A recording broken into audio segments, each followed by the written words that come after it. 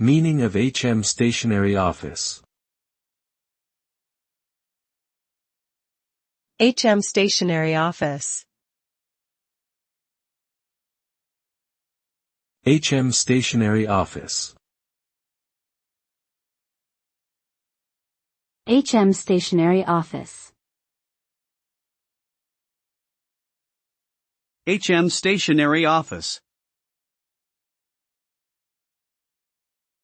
HM Stationery Office is an abbreviation for Her Majesty's Stationery Office, which is a government agency responsible for producing and distributing official publications in the United Kingdom. It was established in 1786 and has since played a vital role in providing information on policy, legislation, and other government activities to citizens.